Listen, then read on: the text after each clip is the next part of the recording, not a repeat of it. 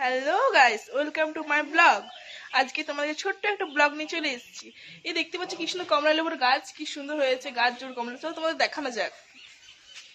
এই দেখো কি সুন্দর সুন্দর কমলা লেবু হয়েছে, দেখতেই পাচ্ছ গোটা গাছ জুড়ে।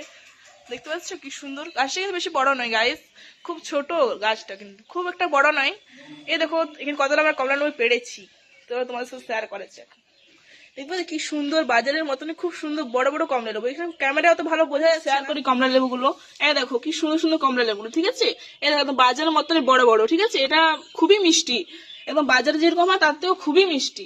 এই দেখো গাছটা তোমার সাথে আরেকবার দেখাই চলো। এই দেখো গাছে কত ধরে আছে, দেখতে পাচ্ছ।